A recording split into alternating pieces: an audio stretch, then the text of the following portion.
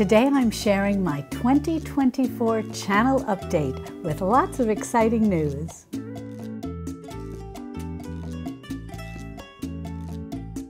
Hi sweet friends! If you're new here, welcome. I'm Mary from marysnest.com and author of the Modern Pioneer Cookbook.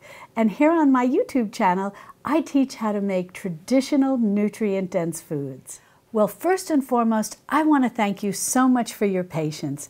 If you've been with me for a while, you know I generally release my channel update, my yearly channel update, at the very beginning of January. But unfortunately this year, as many of you know from the community page, my sweet mom, Gloria, passed away right before Christmas. She was just a few weeks shy of her 99th birthday. So she was with me for a very long time, and it was a real blessing. She lived a long, happy, and healthy life, and now I know I have her watching over me from heaven. And I want to thank you so much for all the comments, the emails, and the sympathy cards that you sent me. You really touched my heart. As I have shared in the past, most of what I teach here are things that I learned from my mom. And through the stories that I've shared with you, you have been able to get to know her. And I know so many of you have shared with me how much you loved her. So now as we forge ahead in 2024, I'll be sharing so many more of the things that she taught me and the wonderful recipes that she shared with me and raised me on. And I'm so excited to share with you that we have over 1 million sweet friends joining us here on this traditional foods journey. I could have never imagined that this would happen 5 years ago when I started this YouTube channel. And it brings me so much joy knowing that you're as passionate as I am about preserving these traditional foods cooking skills. We want to cook like this not only for ourselves and our families and our friends, but we also want to teach others so that we can preserve these skills for future generations. Because knowing how to make traditional nutrient-dense foods that allow us to properly absorb all the nutrients from our foods, we also develop a wonderful level of self-sufficiency. And no matter where we are on our traditional foods journey, the more we learn and the more we teach helps as many people as possible. So what do we have to look forward to for 2024 in our traditional foods kitchens? First of all, here on the channel, I'm making 2 changes in response to everything that you have asked me about. Number 1, I'm going to provide larger pictures of the foods that we'll be preparing in the thumbnail, so you can get a really good picture of what you're going to be making before you click on the video. And number 2, I'm going to be releasing my videos on Thursday mornings instead of Saturday mornings, and they'll come out at 11 a.m. Eastern, 10 a.m. Central on Thursday mornings. And I'm doing this because you have asked me to release my videos early, which will give you time to go grocery shopping, get the ingredients you need, and then spend the weekend being able to cook the particular dish that I've shared with you. And as always, every video will have a clickable link that'll take you over to my website, marysnest.com, where you'll be able to read the recipe online and/or print it out.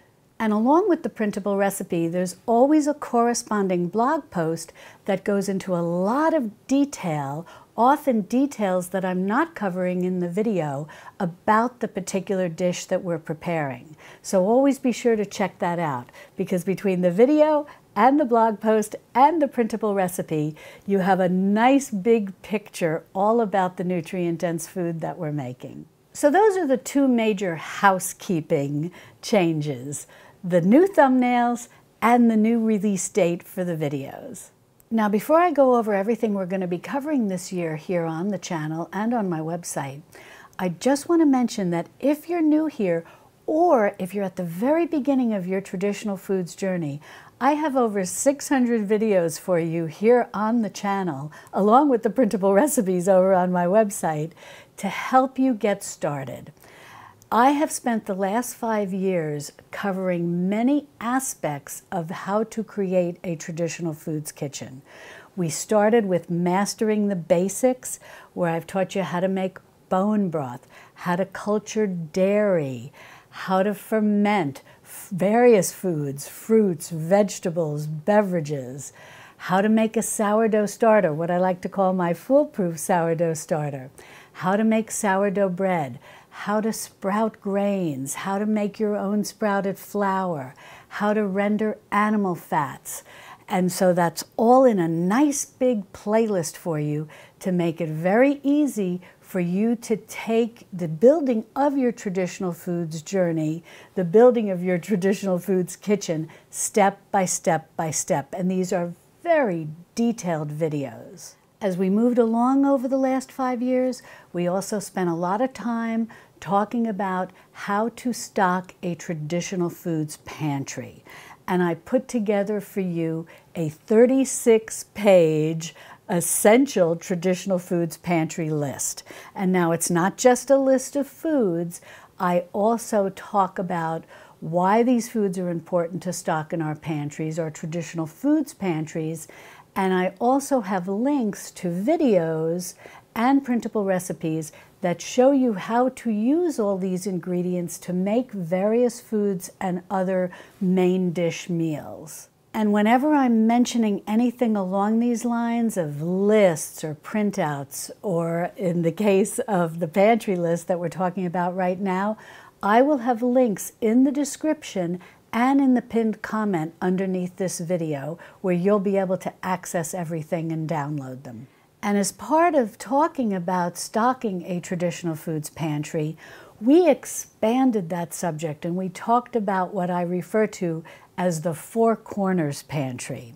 And if this is new to you, it involves your working pantry, your refrigerator, your freezer, and also your extended pantry, where you store backup foods that allow you to restock your working pantry, which is where you keep your non-perishable foods. So once we mastered the basics and stocked our traditional Four Corners pantry, then we moved into using all of those supplies and the skills we had learned to make a lot of homemade foods, things that you in the past were buying at the grocery store, but now you were learning how to make homemade. And not just any old homemade, how to make these things homemade in a traditional way to maximize their nutritional value. We learned to make a whole host of foods. We made all types of bone broth. We also made super mineral broths. And then we moved on to making cultured dairy. We were making homemade yogurt, no machine required. We were making kefir or kefir. We were making stovetop cheeses. We then moved on to rendering animal fats and making ferments, fermenting vegetables, fruits, and beverages. We used our sourdough starter to make a variety of sourdough breads. But we also had a very simple bread that we learned how to make, a simple sandwich bread, which was especially helpful to those of you who had never learned how to bake before. And you came back to me and said you were so happy that you were able to make your own sandwich bread, just with simple all-purpose flour and packaged yeast from the grocery store, which help you develop your bread-making skills. And to this day, that's still one of my most popular videos, which I believe are well over 1 million views. But once you got those skills under your belt, you were excited about moving on to making sourdough bread, and we made a whole host of those. Once we learned how to sprout grain, we started making our own sprouted flour and began baking with that to make the type of baked goods that you may find at the grocery store, similar to the Ezekiel type breads. Then we ventured forth and started using all of these things we were making to make nutrient-dense meals. And we even learned what to do with our sourdough discard, the part of the sourdough starter that you remove. I know there are many ways to preserve a sourdough starter, but I really like having that discard, and I think you have too. We learned how to make waffles and pancakes, how to use our discard as a topping similar to making a tamale pie, and a whole host of other things that we've done with the discard, crackers and flatbreads. It just became endless, and I think that you have enjoyed learning how to have an ample amount of sourdough starter on hand and how helpful it can be when you want to make quick meals, but you don't want to get involved with making a big batter or a dough, or whatever the case may be. You just got some of your sourdough discard and you're ready to go. We also went on to expand our range of homemade items for our pantries. We made homemade cake mixes, homemade cookie mixes, homemade soup mixes, homemade coffee creamers, a whole host of homemade mixes so that we no longer have to buy all the various boxed options at the grocery store. And not only are they homemade, as I mentioned earlier, they're made in a very healthy, homemade way. As the years progressed, we spent some time focusing on our extended pantry, that fourth corner, so to speak, of our four corners pantry. Now, just to review, our extended pantry, or what we sometimes nickname our prepper pantry, is where we store our non-perishable foods that we then use to restock our working pantry if for some reason we can't get to the grocery store, bad weather, illness, job loss, so on and so forth, and simply just as a place where we may want to stock up on a particular item that we like to use when we find it on sale. But we took this extended pantry a few steps further.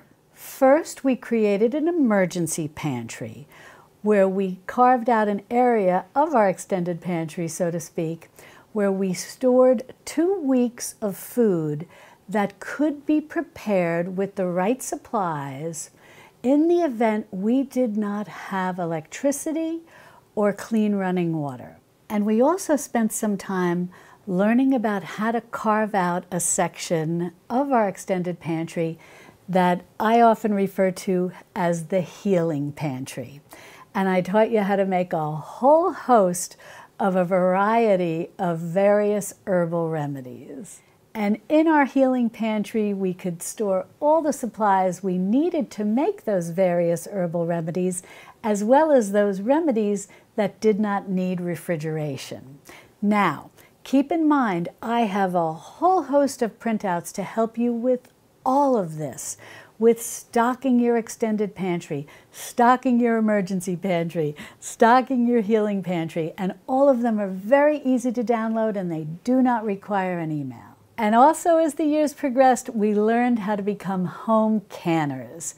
And I walk you through all the basics of home canning, starting with water bath canning, that is often the most approachable for the new home canner, so that you can stock your shelves with a whole host of homemade jams and jellies and marmalades, various types of fruits, tomatoes, and various pickled vegetables, just a wonderful selection of things that you can learn how to home can so that you can stock your shelves. Then we started using all of these things to begin to make traditional meals to feed our family and friends. Traditional meals that are nutrient dense, that allow for the proper absorption of the nutrients in those nutrient dense foods. Now, going forward into 2024, I am going to share with you many recipes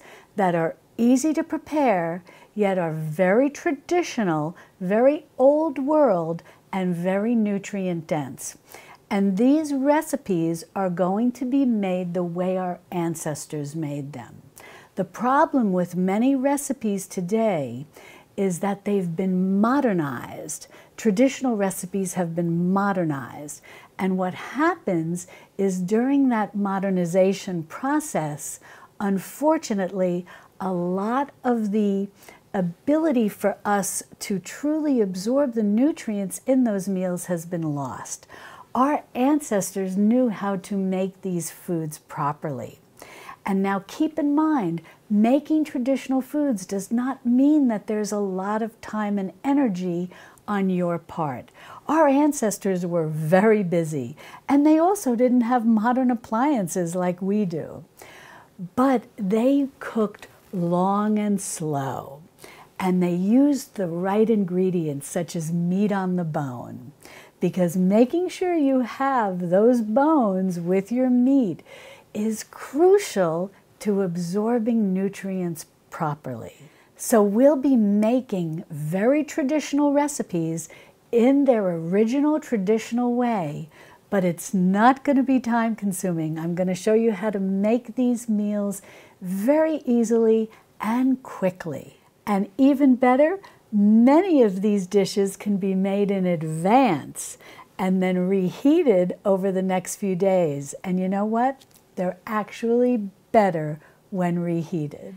I often use the expression that we're modern pioneers in the kitchen. And modern is really the key word here. We're modern in that we live in the 21st century and we have so much available to us.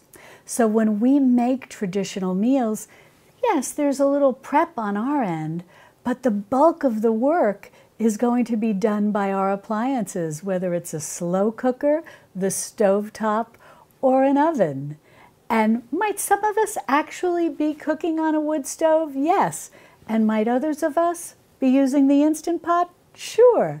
And I show you how to do many of these things with the various appliances that are available to us to make the prep time of creating traditional foods and meals easy and require little work on our part, but the bulk of the work on our appliances.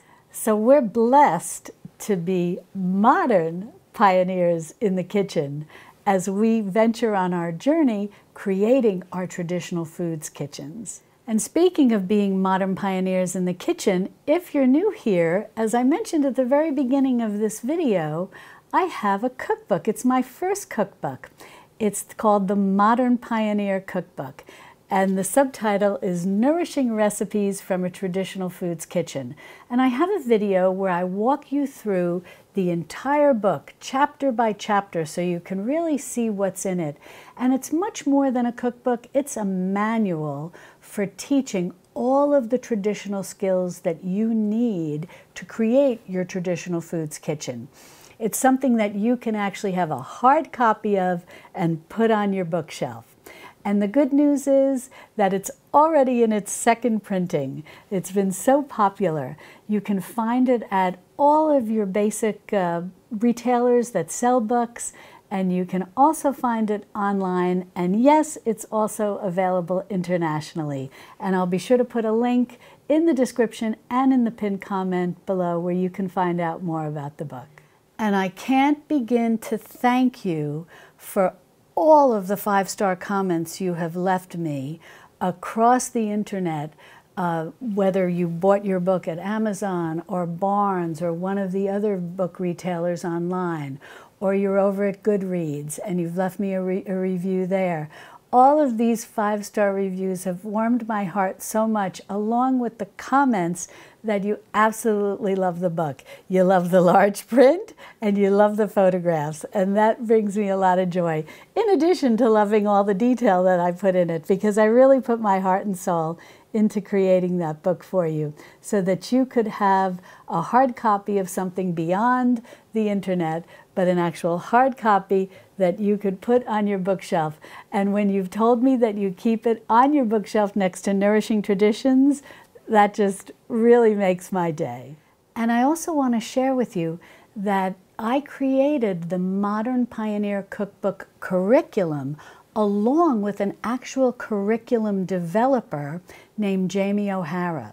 This is 250 pages and more, and it's completely free for you to download, so that if you have my cookbook and you want to teach others how to cook, specifically grades K through 12, whether it's your children or your grandchildren, or maybe you want to have a little community program in your area, this curriculum will work beautifully with my cookbook in teaching grades, as I mentioned, K through 12, but it's broken down into the primary grades, the middle school grades, and the high school grades on how to teach children and young adults how to make these traditional foods. And I'll be sure to link to that in the description and the pinned comment below so that you can download that and print it out. Plus, Jamie O'Hara, the lady who helped me create this curriculum, will be creating blog posts for my website where she's using the curriculum to walk through each chapter of my cookbook with her own children. And she'll be sharing her experiences as well as her children's experiences in learning how to make these traditional foods. Now, I want to mention that I do have a newsletter that I send out weekly. I don't inundate you. It just will come to you once a week in your mailbox, your email mailbox. And in that, I share lots of recipes with video links and the printable links for the recipe. I also share a little bit about what's going on in my life and my traditional foods kitchen that hopefully can be inspiring to you as you are on your journey as well. And it's also just a nice way for us to stay in touch. So if you've not signed up for my newsletter, definitely consider doing so. It's free, it'll come to you once a week, and I think you'll find it very interesting and very helpful no matter where you are on your traditional foods journey. Also, if you've not been receiving my newsletter and you want to catch up with back issues, I do have a page on my website where you can read all my previous newsletters. And my husband and I are working together to continually be updating our marysnest.com website to make it more and more easy for you to navigate. And when you're over at my website, be sure to check out my shopping guide, because I have many, many discount codes for you on a whole host of traditional food products. And I'll be adding to that list regularly throughout 2024. So check it now and be sure to check it regularly to see all the various new discount coupon codes I'll be sharing with you. And also, as I mentioned earlier, when we were talking about the extended pantry and the emergency pantry and the prepper pantry, also over on my website, you will find so many various things you can print out for free, no email required, that will help you on your traditional foods journey. So definitely head over there after this video and check out all of those and be sure to print them out. I have inventory lists and a whole host of things that can help you manage your traditional foods kitchen. And as you're on this traditional foods journey and you're printing out all these various things over on my website, you really want to go ahead and make a kitchen journal. And I have a video where I show you how to do this, and I'll be sure to link to that below. And as you start to add things to your kitchen journal, you want to make sure that you have everything in there that goes beyond just recipes you may be printing out. This is where you want to put all of the various free printouts that I have for you. You're going to find that your kitchen journal is going to become absolutely indispensable to you on this traditional foods journey. I also have a new link on my webpage that will show you all the various things that I've participated in around the web, all the various podcasts and interviews that I've been on, so that you can catch up with those in case you've missed them. And you may also find that you'll discover podcasts that you were not familiar with before, and now you'll be able to have that in your repertoire. And I have to say, every single podcast I was on was absolutely delightful. And I really like them, and every one of them is so interesting. Also at that link, I will have a section that I'll share with you that'll show you all of the articles that I've written for both online publications as well as hard copy print publications. And one of the magazines that I've written for, I think, is one that many of us enjoy reading, and that's Backwoods Home magazine. So be sure to head over to my website, get your kitchen journal going, and start filling it with all your free printouts. I want to share 2 books with you that I'm reading that I think are very helpful for us on our traditional foods journey. One is called, and I've written it down here so I get it right, The Nourishing Asian Kitchen, Nutrient-Dense Recipes for Health and Healing. I think that this is such a wonderful book, and I highly recommend it, especially if you enjoy creating Asian recipes in your traditional foods kitchen. And the second book is actually a reprint of a paperback book that's now in a hard copy, and it's been expanded. And it's called The Made from Scratch Life, Your Get Started Homesteading Guide. And this is by someone I think we all know, Melissa K. Norris. And speaking of Melissa, she was so gracious to have me on her podcast, Pioneering Today, and we had a wonderful chat together, and I'll be sure to link to that below. So be sure to check out those books. I think they will be wonderful for our kitchen bookshelves, for our traditional foods kitchen bookshelves. And I have exciting news to share with you. Last year, I went to the Modern Homesteading Conference up in Idaho just as a visitor, and I had a wonderful time. And I've been so blessed that they've invited me this year to be a speaker. So I'm very excited to be attending that. It's going to be from June 28th to June 29th, and I hope you'll be able to come and join me. I'll be sure to put a link to all the information below. I had so much fun attending that conference last year and meeting so many of you. So if you are able to come this year, be sure to find me and say hello, either after one of my talks or if you just see me walking around. Please come up. Don't worry about interrupting me or disturbing me. I look so forward to meeting each and every one of you and giving you a big hug. I have lots of other exciting news coming up. I can't share it with you right now, but as we go through the year, I will definitely be updating you regularly as to all the wonderful things I have in store for us. Thank you so much for joining me on this traditional foods journey. And if you want to refresh your skills for mastering the basics or even just get started mastering the basics, be sure to click on this video over here where I have the whole detailed playlist. And I look forward to seeing you over there in my Texas Hill Country kitchen. Love and God bless.